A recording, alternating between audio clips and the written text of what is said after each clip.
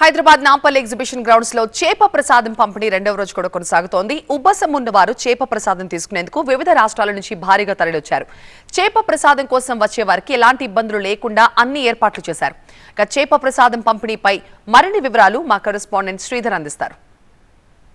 మృగశిర కార్తె సందర్భంగా ప్రారంభమైన చేప ప్రసాదం పంపిణీ రెండో రోజు కూడా కొనసాగుతుంది.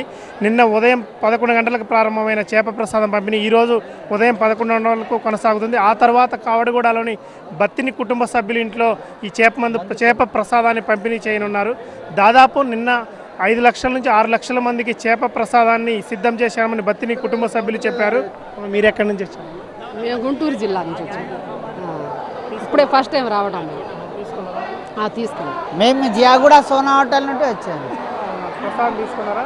ఇప్పుడే తీసుకున్నాం. ఎట్లుందమ్మా? కొంచెం ఇక్కడ గొంతులో ఉంది. ఇప్పుడు ఫస్ట్ టైమా? First time. నిన్న ఉదయం 9ంటికి ప్రారంభమైన చేప ప్రసాదం పంపిణీ తెల్లవారులు కంటిన్యూ 24 గంటలు కూడా రన్నింగ్లో ఉన్నది. ఇప్పుడు ఉదయం 11 గంటల వరకు ఇక్కడ ఈ గ్రౌండ్లో ఇచ్చిన తర్వాత వారి కుటుంబం ఇంటి దగ్గర అంటే బత్తిని కుటుంబ సభ్యులకు సంబంధించిన వారి ఇంటి దగ్గర చేప ప్రసాదాన్ని పంపిణీ చేస్తామని బత్తిని కుటుంబ సభ్యులు చెప్తున్నారు.